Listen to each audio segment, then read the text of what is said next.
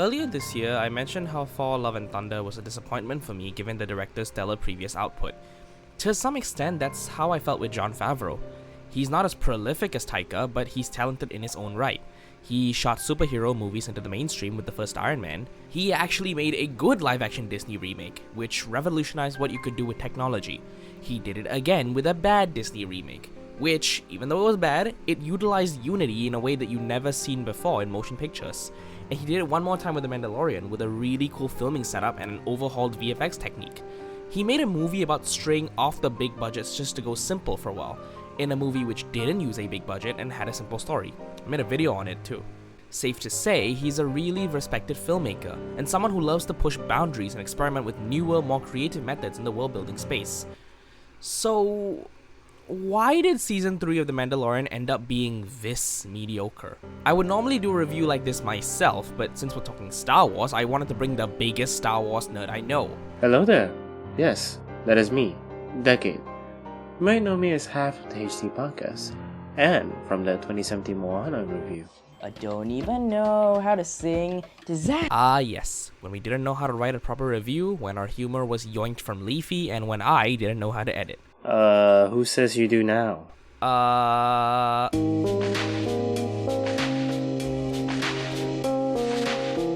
When you're watching a serialized narrative-driven series, what are the things you expect? You're expecting massive changes in the status quo, revelations, reveals, twists. You're expecting the stakes to be raised. It's a new season, so what's the next goal? Who's the bigger, badder antagonist? What's the reason for us, the audience, to continue giving a shit? You're also expecting each episode to either drive the plot forward or at the very least be entertaining. This season does none of that. Those massive changes that were introduced in the status quo at the end of the previous season are undone before the season starts, and within the first 2 episodes of the season. After that, there's nothing to make you care until the very end, as episodes just devolve into boring side quest stuff to fill the episode count. Except that one with Jack Black and Lizzo. We like that one, actually. Adding on to that, you have episodes where the main narrative is hijacked by a storyline that doesn't prove important to the main plot at all. In one of the episodes, there was a side plot with Pershing and Elia, and I was kind of waiting for them to come back to impact the third act, but nothing? What was the point of that 40-minute side story then? As for the overarching antagonist of the season, that was only introduced at the end of episode 5, out of 8, and it only started to become a threat in episode 7, out of 8. What do we have in the meantime? Villains of the week who get stopped in the same episode they were introduced in, villains who are rarely involved directly to the Mandalorians at all. In the first season, the threats and problems Jaren and Grogu faced were targeting them and them alone. In this season, the threats and problems are affecting someone else, but since the Mandalorians are the main characters, they have to be involved somehow. It makes the threat so disconnected from the main characters. Like, they can just sit back and let the pirates destroy Karga City, it wouldn't change a thing. If your show's narrative only bothers to rear its head around the third act of the show, only then having actual stakes, it renders the first 2 acts useless. So what's the point of me watching your show week after week if I get nothing out of it other than just pointless episodic entertainment? And before you say, oh, I have a problem with pointless episodic entertainment, the first season of The Mandalorian was entirely episodic, but there was an overarching theme of Grogu being hunted by something and Din protecting him. You're still getting something out of each episode, more clues about what's hunting Grogu, what is Grogu, and how the relationship between them changes.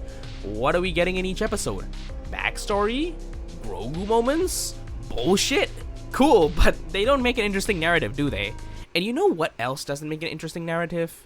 We liked Din in the first 2 seasons. He was badass, compelling, and a well-rounded character. His devotion to his creed, his willingness to protect Grogu and later break the creed for him is really good stuff. Adding on to it, the performances by Pedro Pascal, Brendan Wayne, and Lateef Crowder really sell us on how you can make a faceless character work fully. Season 2 put him in an interesting place in terms of his character development. Because of the things he did in the later half of the previous season, he's separated from Grogu, deemed an apostate from his creed, and has the Darksaber, priming him to be the leader for his Mandalorian tribe. Those last 2 contradict themselves, but it's okay, right? The fact that he has the Darksaber means he's still allowed to be part of the tribe, which, when you think about it, is kinda powerful. A foundling grows to be a leader of the tribe he was adopted into.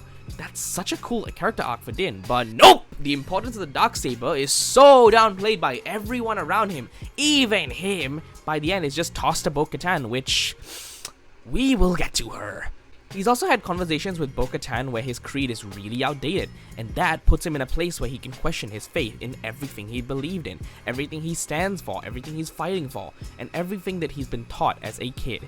Surely you can turn that into a story of him trying to grapple with a crisis of faith as he figures out a more nuanced view of his faith and his values. Nope! He tries to do a task that even his chief says is impossible just because. And surely enough, he finds the method to reinstate himself in the creed.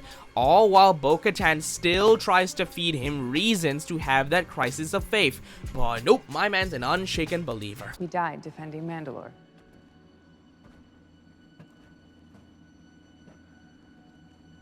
This is the way. What about Grogu? They're separated, giving him an angle to develop into a more aggressive character working through his emotions. Something like the Punisher, Kingpin from Spider-Verse, and Wanda's arc post-WandaVision. But nah, he got reunited with Grogu before the season started. How'd they reunite? I don't know, I didn't watch anything else in between. So within the first 2 episodes, the interesting plot thread season 2 left for him was undone. What's next for him? Nothing, I guess. He's just second fiddle to Bo-Katan for the rest of the season. Come to think of it, the majority of the season is him being a side character to Bo-Katan. He gets his ass handed to him by the monsters in the mines only to be saved by Bo-Katan. After that, he's just second fiddle for her all the way through. He just follows her as she runs shit. He does the dumb sidekick stuff like kicking a robot while she actually does the important stuff. He just stands there and watches while Bo is able to walk around without her helmet because of some arbitrary rule which wasn't offered to him back then. Look, I'm okay with the script taking their liberties and playing with the rules, but these are things you expect to happen to the main character. And last I checked, Bo-Katan is not on any of the main promotional material, not the main narration on the trailers.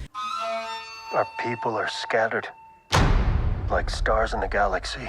And not what we expect from 2 seasons of this show. In terms of promotion, they made it look like Din was going to be the one leading the Mandalorians, but instead, he gets brought down to the status of Dumb Barry Allen during Flash Season 4. I'm sorry, Grant Gustin.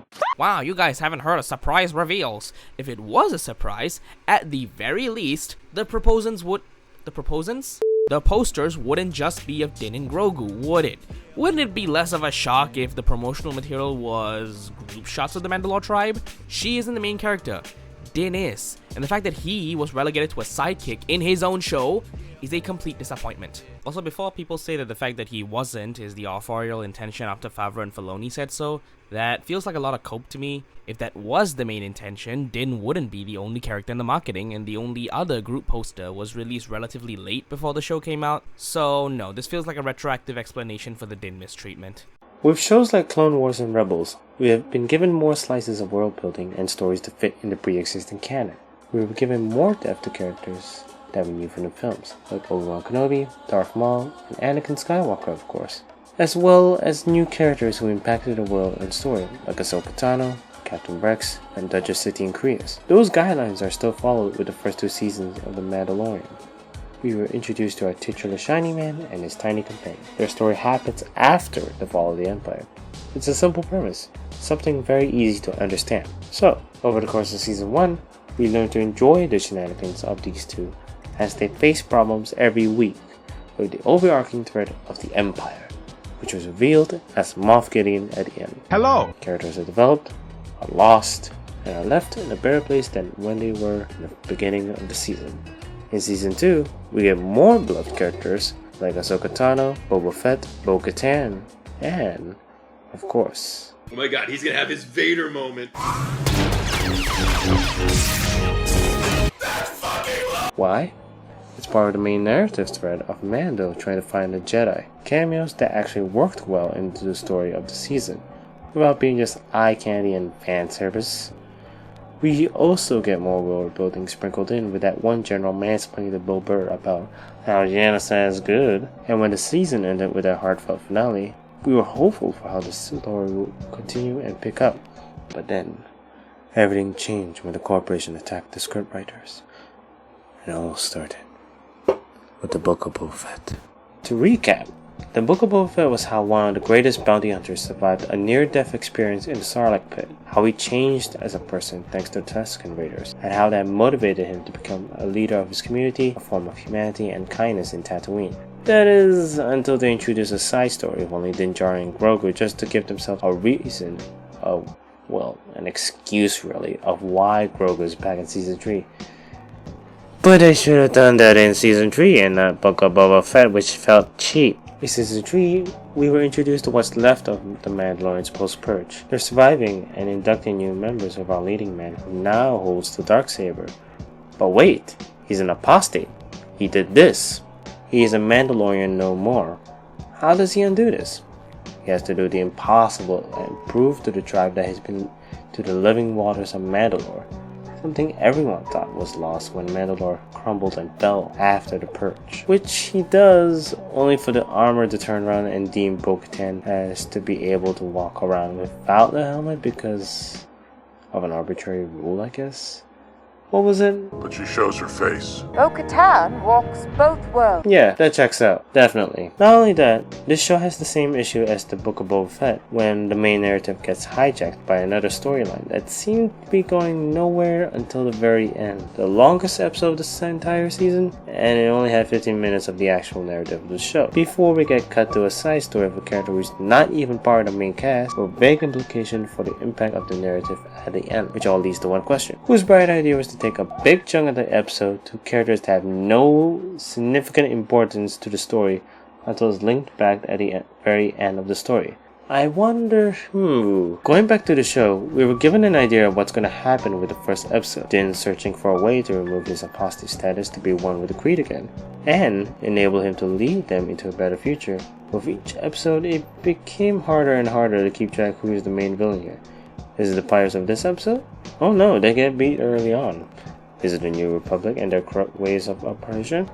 No, they don't interact with the main cast. They're only used in one episode, so it's only at the end of episode 5 that we see who's the main villain. That is until episode 7 of 8 for the villain to be properly used. But when Moff Gideon is on screen, holy shit! We finally got what we wanted out of this season. Stakes to be raised. Actual consequences. Exactly! He kills Paz Vizsla, decimates the Recon Party, knocks out Din, one-on-ones with Bo-Katan, breaking the Darksaber, and... oh. Right. The Darksaber. When the Darksaber was introduced back during Season 2 of the Clone Wars, it captured the audience's attention, not only because of its unique design and color, but through its backstory, how it was created and wielded by the first Mandalorian Jedi inducted during the Old Republic, how that saber evolved into a symbol of power and order that united all of Mandalore against anyone who opposed them. So, seeing this weapon that we've only seen in animated form for the first time in live action made old fans and new fans cream their pants basically, but it also came with more questions. How did Gideon get the saber? What happened between its last appearance and now? Hell, I believe it's one of the main reasons that Season 2 was able to handle fan service that well, while also keeping its story going. Speaking of Season 2, it does do a good job of hinting how the Darksaber fell into Moff Gideon's hands in the first place. We also get to see the saber in action in that fight scene between Din and Gideon during the end of Season 2. But things are different. Din's not fighting for the Darksaber, but for the freedom of Grogu after he got kidnapped. And he won. He earned it in the most honorable and fair way possible, and subsequently earned the right to lead and unite all of Mandalore against what's left of the Empire. Or so we thought.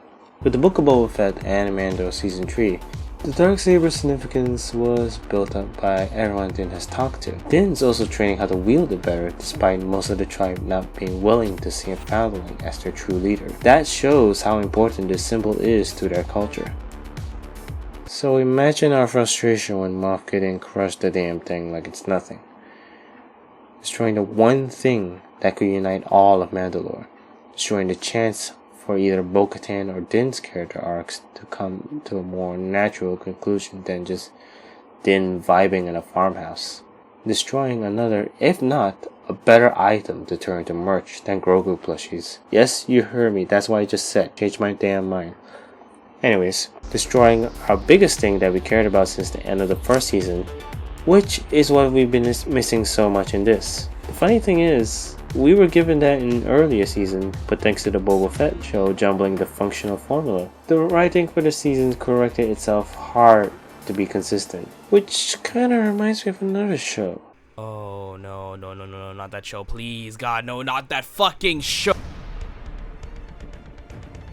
We have seen this in the early days of CW's The Flash, first couple episodes. The rules are set up. What's different? Why is it different?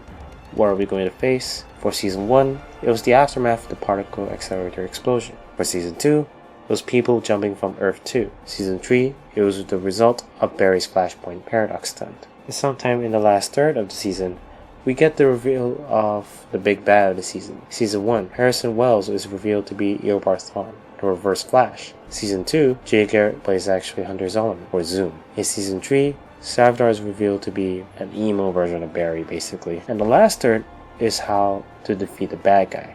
Season 1, how to take down the Reverse Flash. Season 2, how to take down Zoom. Season 3, how to save Iris from Savdar and take him down. The point is, there shouldn't be a reason to tamper with the formula when it's proven to work. The only other reason you could have tampered with it is if the executives interfered with it. Which brings us to DJ and my biggest theory of why this season proved to be so mediocre. That Disney saw the marketing value and success of this show and wanted to keep their leading duo together regardless of the narrative intent. How Favreau lost his vision to appease the corporate overlords who wanted to rush out this series regardless of quality, and frankly, We wholeheartedly agree. It's been a thing with a lot of Disney's properties as of late, and a lot of the reviewers on YouTube know about this. And it makes me wonder if Kevin Feige was so tired of keeping secrets from Spider-Man No Way Home and Doctor Strange Multiverse of Madness that he finally went, oh, whatever, man. What I do think happened was Disney wanting to rush this series out the door as soon as possible, and not giving Deborah Chow enough time to second guess herself regarding how awful some of these scenes looked. But there's nothing we can do. This is the future of entertainment from this studio now, to continue to serve as products to feed their release calendar first and actual continued narrative second. Despite how good some shows do end up being, it's clear that the first 2 seasons of The Mandalorian were a fluke, and this season proved that even a show as amazing as this, when not given enough time, respect, and with the wrong priorities, could also turn out mediocre.